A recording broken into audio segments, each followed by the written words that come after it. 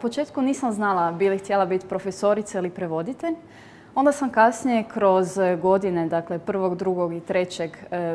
druge i treće godine preddiplomskog studija, onda sam odlučila da ću biti nastavnički smjer zato što kroz iskustva koje sam imala u podučavanju francuskog jezika s djecom, vidjela sam u očima djece da je to njima tako velika strast i želja učiti neki jezik i onda sam samim time htjela tome pridonijeti da razviju te sposobnosti učenja stranoga jezika i zato sam upisala nastavnički smjer i zato predajem danas francuski jezik.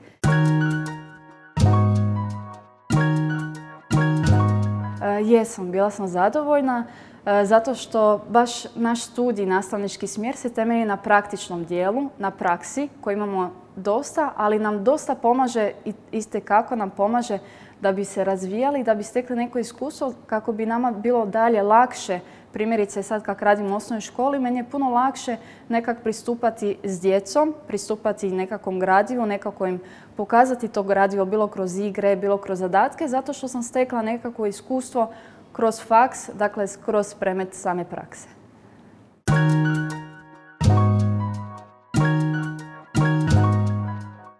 Primjerice, kad smo išli u taj vrtić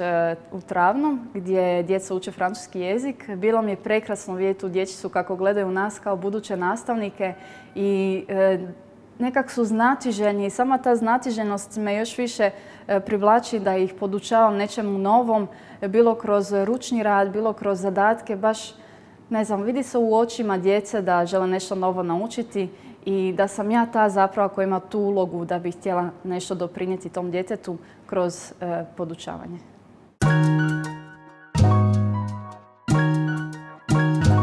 Francuski jezik za mene je jezik administracije i svjetski jezik. Svjetski jezik, dakle, možemo čuti francuski u cijelom svijetu, u određenim zemljama i mislim da samim time što ga ja podučavam drugim ljudima, pomaže im da bilo kroz putovanja ili bilo kroz razna prijateljstva sami upoznaju tu novu kulturu i sami se služe tim jezikom kojim ja pomažem da ga nauče.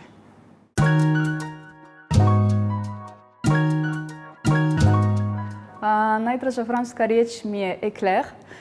zato što povezujem sa onim malim kolačićem kojeg jako volim. I mislim da je i u hrvatskom isto se kaže éclair, pa nekakva poveznica iz hrvatskim i s francuskim. I uglavnom zbog hrane, eto, zato mi je najdraža riječ.